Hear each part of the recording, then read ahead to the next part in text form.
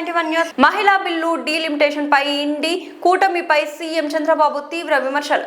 కోయంబత్తూరులో ఎన్నికల ప్రచారంలో భాగంగా ఆంధ్రప్రదేశ్ ముఖ్యమంత్రి నారా చంద్రబాబు నాయుడు మీడియా సమావేశం నిర్వహించారు. మహిళా రిజర్వేషన్ బిల్, డీలిమిటేషన్ బిల్లులను వ్యతిరేకించిన డీఎంకే, కాంగ్రెస్ పార్టీ సహా ఎన్డీ కూటమిపై ఆయన తీవ్ర ఆగ్రహం వ్యక్తం చేశారు. ఈ సందర్భంగా మాట్లాడుతూ మహిళా బిల్లును అడ్డుకోవడం ద్వారా డీఎంకే, కాంగ్రెస్ పార్టీలు మహిళలకు ద్రోహం చేశాయని సీఎం ఆరోపించారు. ప్రధాని నరేంద్ర మోదీ నేతృత్వంలోని కేంద్ర ప్రభుత్వం మంచి ఉద్దేశంతో బిల్లులు తీసుకొస్తే రాజకీయాల కోసం వాటిని అడ్డుకున్నారని విమర్శించారు. డీలిమిటేషన్ బిల్లు అమలైతే తమిళనాడు, ఆంధ్రప్రదేశ్, కేరళ, తెలంగాణ, కర్ణాటక వంటి దక్షిణాది రాష్ట్రాలకు లోక్సభ సీట్లు పెరిగేవని, అయితే డీఎంకే నిర్ణయం వల్ల రాష్ట్రాలు నష్టపోయాయని పేర్కొన్నారు. మహిళా రిజర్వేషన్ బిల్లు కోసం చాలా కాలంగా తాను పోరాడుతున్నానని తెలిపారు.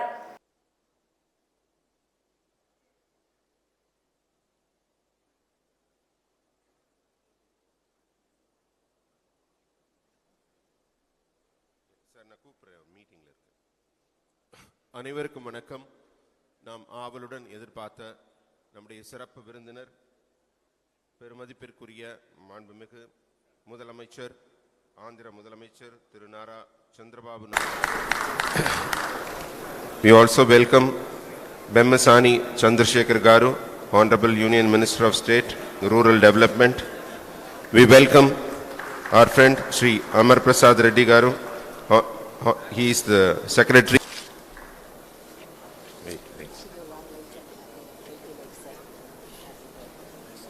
அடுத்ததாக இந்த கொங்கு மண்டலத்தை நீர்நிலைகளாலும், சோலைகளாலும், பூங்காக்களாலும், மகண்ட சாலைகளாலும், பறக்கும் பாலங்களாலும் for civil aviation Sri Kinjarapu Ram Mohan Naidu, Union Minister of State, Rural Development, Government of India, Bemmasani Chandrasekhar Garu, ex-minister, respected SP Velumani Garu, BJP secretary, respected Amar Prasad Reddy Garu, BJP executive committee member Balaji Uttam Ramswamy Garu. Today I came here to request all of you, first of all, national development, simultaneously state development also. You wanted to achieve, you have to strengthen the hands of Narendra Modi ji, then only this country will move from here to next level. That is my request for all of you. In Tamil Nadu, elections are very crucial. Here, candidates I'm mentioning. తమిళనాడులో Chandrababu ప్రచారంపై CPI Narayana తీవ్ర విమర్శలు. తమిళనాడు రాష్ట్ర ఎన్నికల ప్రచారంలో భాగంగా NDA తరపున పాల్గొంటున్న ఆంధ్రప్రదేశ్ ముఖ్యమంత్రి నారా చంద్రబాబు నాయుడుపై సిపిఐ నేత కె నారాయణ తీవ్ర వ్యాఖ్యలు చేశారు. చంద్రబాబుకు తమిళనాడు ప్రచారంలో శృంగభంగం తప్పదని నారాయణ విమర్శించారు. గతంలో దివంగత ముఖ్యమంత్రి జయలలిత హయాంలో తెలుగు భాష పాఠశాలల అంశంపై తీసుకున్న నిర్ణయాల సమయంలో తెలుగు ప్రజల సమస్యలను చంద్రబాబు పట్టించుకోలేదని ఆయన ఆరోపించారు. అప్పట్లో తెలుగు స్కూళ్ల మూసివేత అంశంపై స్థానిక నాయకులు, ముఖ్యంగా తల్లి నియోజకవర్గ ఎమ్మెల్యే రామచంద్రన్ ప్రభుత్వాన్ని వెనక్కి తగ్గేలా చేశారని ఆయన గుర్తు చేశారు. ప్రస్తుతం ప్రధాని నరేంద్ర మోదీ నేతృత్వంలోని ఎన్డీఏ తరపున చంద్రబాబు ప్రచారం చేయడం విరుద్ధంగా ఉందని నారాయణ అభిప్రాయపడ్డారు. అలాగే డీఎంకే, కాంగ్రెస్, కమ్యూనిస్టు పార్టీల కూటమి విజయవంతమవుతుందని ఆయన వ్యాఖ్యానించారు. తమిళనాడులో ప్రతిష్టాత్మకంగా రాష్ట్ర శాసనసభ ఎన్నికలు జరుగుతూ ఉన్నాయి. అక్కడ డీఎంకేతో పాటు లెఫ్ట్ పార్టీస్ అంతా కలిపి సంయుక్తంగా బీజేపీని అడుగు పెట్టనీయకూడదని చెప్పేసి సర్వంతో ఒక రాజకీయ ఐక్యత ఏర్పడిపోయింది, స్ట్రాంగ్ అయిపోయింది. దాన్ని ఎవరు కదిలించలేరు. ఈ సమయంలో మోడీకి చంద్రబాబు గుర్తొచ్చాడు. చంద్రబాబుని పిలిస్తే అర్జెంటుగా తమిళనాడుకు పోయి క్యాన్వాస్ ఏమని చెప్పినట్టున్నాడు. ఈయన లగెత్తుకుంటూ పోతాడు ఆయనకి. సరే, మోడీకి చంద్రబాబు నాయుడికి ఎలాంటి సంబంధాలు నాకు తెలుసు, మనకు చెప్పక్కర్లే. ఇప్పుడు ఆయనకి ఆపద, ఈయన ఆపద కాపాడాలని చెప్పి ప్రయత్నిస్తున్నాడు. వీళ్ళు ఎక్కడ తెలుగు మాట్లాడే వాళ్ళ దగ్గర పోయి తెలుగు ప్రజల్ని ఇన్ఫ్లుయెన్స్ ట్రై చేస్తున్నాడు. నేను ఒకటి అడుగుతాను, జయలలిత ముఖ్యమంత్రిగా ఉన్నప్పుడు తెలుగు స్కూల్స్ అన్ని బ్యాన్ చేయడానికి తీర్మానం పెట్టేసింది. ఒక డెసిషన్ తీసుకుంది. అప్పుడు కమ్యూనిస్ట్ పార్టీ ముఖ్యంగా తల్లి రామచంద్ర ఎమ్మెల్యేగా ఉండి గట్టిగా ఫైట్ చేశాడు, పోరాటం సాగిస్తే అప్పుడు ఆగింది అది. ఆనాడు తమిళనాడులో ఉన్నటువంటి తెలుగు వాళ్ళంతా వచ్చి చంద్రబాబు నాయుడిని, అయ్యా నువ్వు వచ్చి మాట్లాడు గట్టిగా, తెలుగు ప్రజానీకానికి అన్యాయం జరుగుతుంది. ఆయన పోలే, ఆనాడు పోలేదు. తమిళనాడులో ఉన్న తెలుగు ప్రజానీకానికి అన్యాయం జరుగుతుంటే చూస్తూ ఊరుకున్నాడు. అలాంటి ఇప్పుడు పోయి తెలుగు వాళ్ళని ఓటేయండి, బీజేపీ కూటమి ఏం మొక్క పెట్టుకుని చెప్తాం? ఆనాడు ఈ మొక్క ఏమైంది? ఈనాడు ఎందుకు అడిగిపోతున్నావు అంటే మోడీకి ఆపోజిట్ నువ్వు మాపల మొక్కలు మొక్కాలనా? ఇది ఒక విధంగా అవకాశం తప్ప కాదు. నిజంగా తెలుగు ప్రజానీకాన్ని ద్రోహం చేసిన ఎవరంటే అది చంద్రబాబు నాయుడు, తమిళనాడులో ఉన్నటువంటి తెలుగు వాళ్ళకి. ఇది ఈనాడు మాట్లాడేటువంటి క్యాన్వాసు తమిళనాడు ప్రజలు కానీ తెలుగు ప్రజలు కానీ ఆయనకి అంగీకరించరు. ఆయనకి శృంగభంగం తప్పదు. గాజువాక సోనో విజన్ లో అగ్ని ప్రమాదం. గాజువాకలోని సోనో విజన్ షాపింగ్ ప్రాంతంలో ఆకస్మికంగా మంటలు చెలరేగాయి. ఈ ఘటనతో సిబ్బంది మరియు కొనుగోలుదారులు భయంతో బయటకు పరుగులు తీశారు. సమాచారం అందుకున్న వెంటనే అగ్నిమాపక సిబ్బంది ఘటనా స్థలానికి చేరుకొని మంటలను అదుపులోకి తెచ్చే ప్రయత్నాలు ప్రారంభించారు. ఈ ఘటనకు గల కారణాలపై పోలీసులు దర్యాప్తు ప్రారంభించినట్లు అధికారులు తెలిపారు.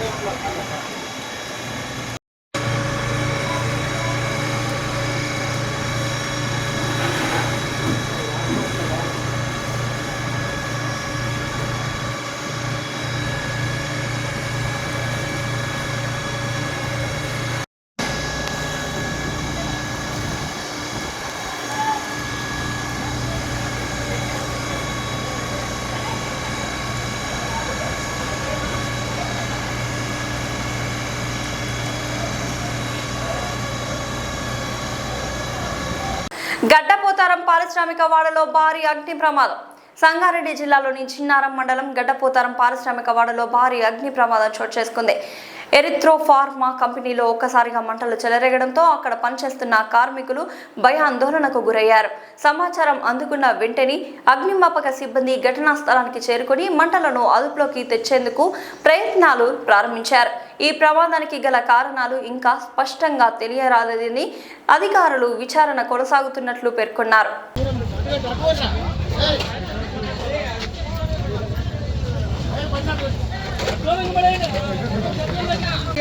ఒక రియాక్టర్ సెంటర్ వస్తుంది.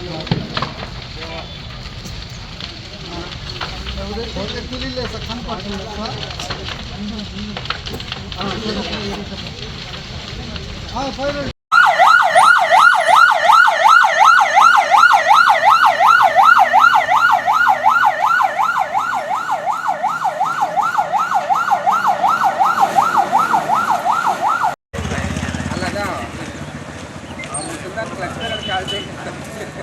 ఎవరు పడతారు నడిపి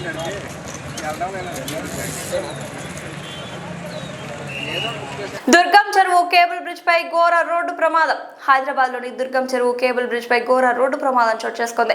భార్యతో కలిసి ఫోటోలు దిగుతున్న శ్యామ్ రాజ్ అనే వ్యక్తిని అతివేగంగా వచ్చిన BMW కార్ ఢీకొట్టింది. ఈ ఘటనలో తీవ్రంగా గాయపడిన శ్యామ్ రాజ్ వెంటనే ఆసుపత్రికి తరలించగా చికిత్స పొందుతూ మృతి చెందినట్లు సమాచారం. భార్య కళ్ల ముందే ఈ దుర్ఘటన జరగడంతో కుటుంబంలో విషాదం నెలకొంది. BMW కార్ అతివేగమే ప్రమాదానికి కారణమై ఉండొచ్చని ప్రాథమికంగా భావిస్తున్నారు.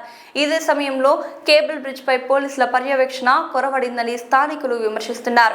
ఇటీవలే ఇదే ప్రాంతంలో లైటింగ్ సెటప్ దొంగిలింపు ఘటనలు జరిగినట్లు పేర్కొంటూ నిత్యం ప్రమాదాలు జరుగుతున్నాయని ప్రజలు ఆందోళన వ్యక్తం చేస్తున్నారు.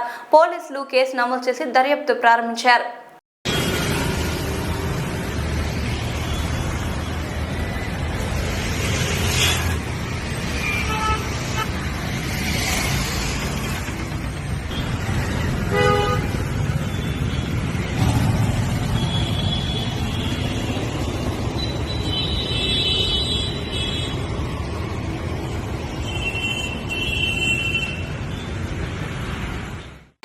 కేసీఆర్ సభలపై కరీంనగర్లో రాజకీయ విమర్శలు.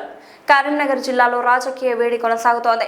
బీఆర్ఎస్ అధినేత కె చంద్రశేఖరరావు నిర్వహిస్తున్న సభలపై ఎమ్మెల్యే డాక్టర్ సంజయ్ తీవ్ర విమర్శలు చేశారు. కేసీఆర్ సభ పెడితే ముఖ్యమంత్రి రేవంత్ రెడ్డి కూడా సభలు పెడుతున్నారని, దీనిపై సంజయ్ ఆగ్రహం వ్యక్తం చేశారు. కేసీఆర్ ప్రజల కోసం ఎన్నో ఏళ్లుగా ఎదురు చూస్తున్నారని, ఆయన సభలకు ప్రజల నుంచి మంచి స్పందన వస్తోందని తెలిపారు.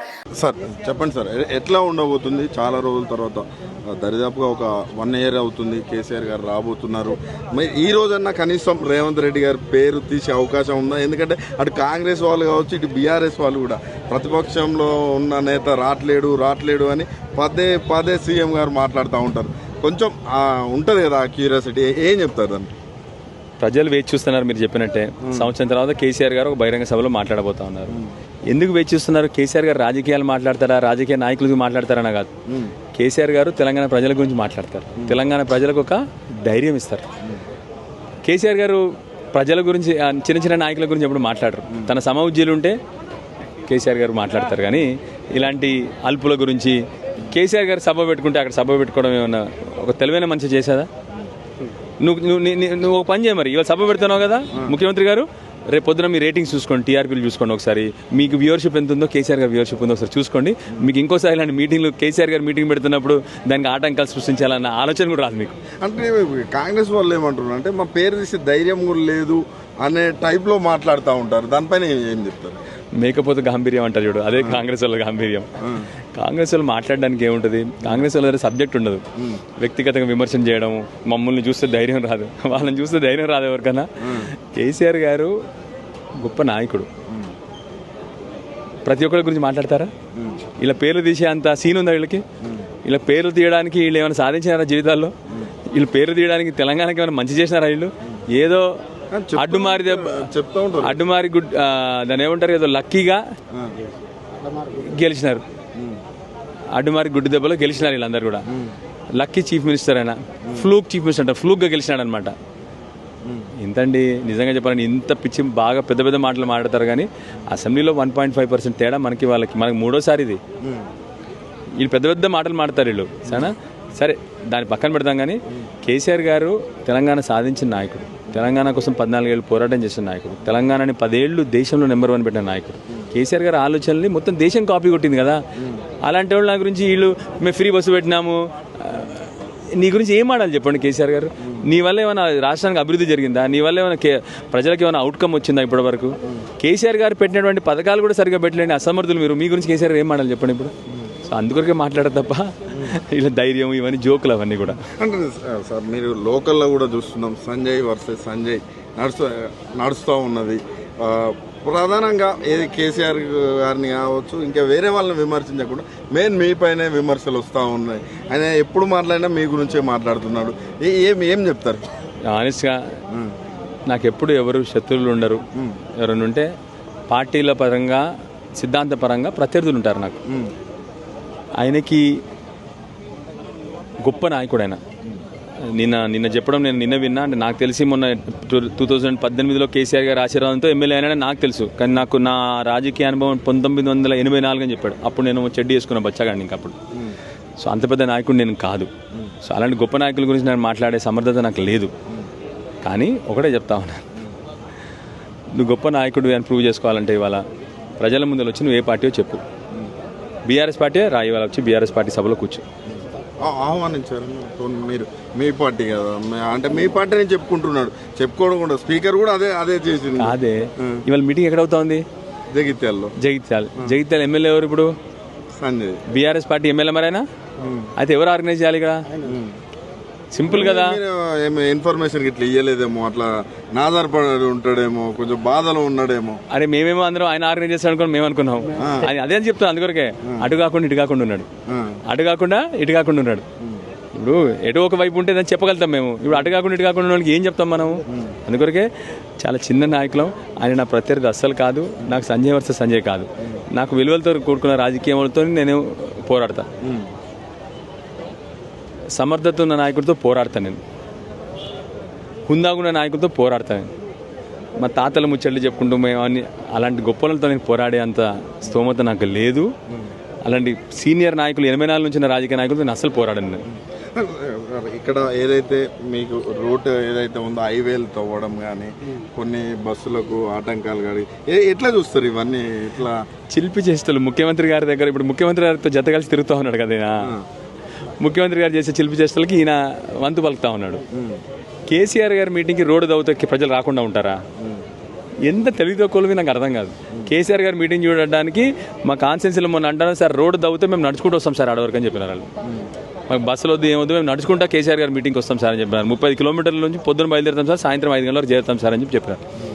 కేసీఆర్ గారి అంటే అది. మీరే పిచ్చి రాజకీయాలు, చిల్లర రాజకీయాలు. ఇవాళ మీటింగ్ పెట్టుకొని ముఖ్యమంత్రి గారు బస్సులు అటువైపు తీసుకెళ్తే మాత్రం ప్రజలు రాకుండా ఉంటారా? ఇవాళ నేను చెప్తా ఉన్నాను, మొత్తం జగిత్యాల టౌన్ అంతా, ఈ సభనే కాదు జగిత్యాల టౌన్ అంతా కూడా గులాబీమయం కాబోతా ఉంది. అది కాకుండా రెండోది, మీరు రేపు పొద్దున టీఆర్పీ రేటింగ్స్ తెప్పించుకోండి. కోట్లాది మంది కేసీఆర్ గారిని ఇవాళ వీక్షించబోతూ ఉన్నారు. అలాంటి కేసీఆర్ గారిని మీరు ఆటంకాలు కలిగిస్తా కేసీఆర్ గారి మీటింగ్ కానీ మీరు చిన్నగా ఆలోచిస్తే మీరు చిన్నోళ్ళు అవుతారు తప్ప కేసీఆర్ గారిని మీరు చిన్నోళ్ళు చేయలేరు. ఈరోజు ఏదైతే రైతు భరోసా పేరు మీద ఈ రోజే రిలీజ్ చేయడం, అదేవిధంగా ఈ రోజే సీఎం మేడిగడ్డ పోవడం, ఎట్లా చూస్తారు సార్ మీరు? కానీ నిజంగా మీరు అడుగుతున్న ప్రశ్నకి రేవంత్ రెడ్డి గారిని ఒక్కటి మాత్రం ఒప్పుకోవాలి.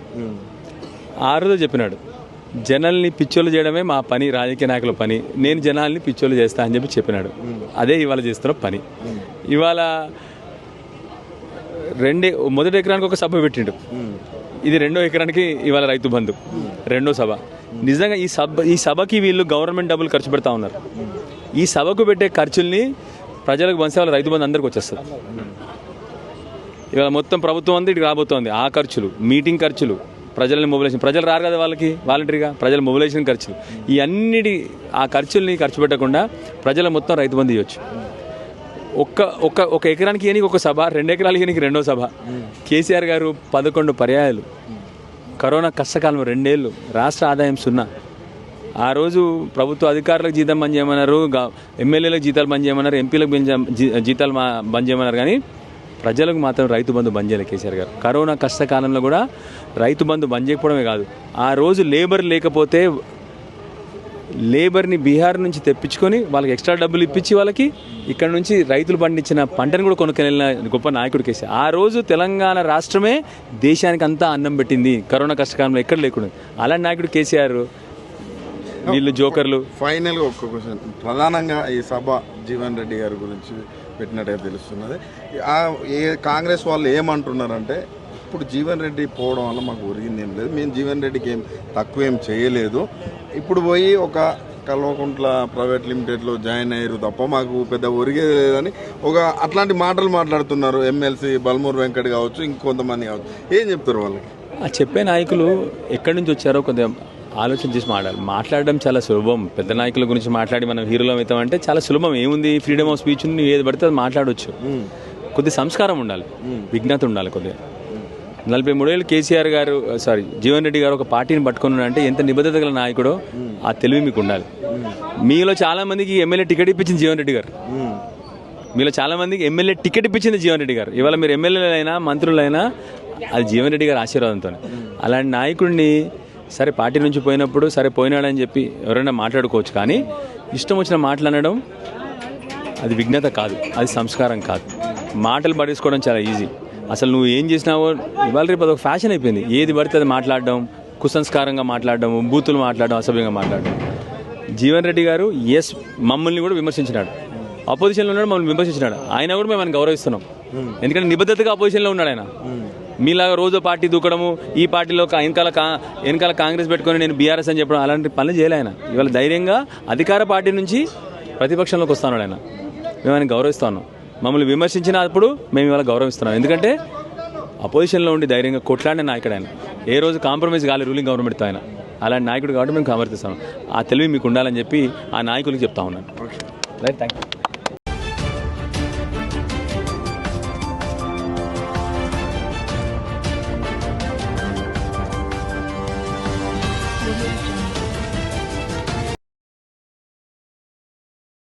నమస్తే, వెల్కమ్ టు D9 టీవీ. నేను మీ రమాదేవి.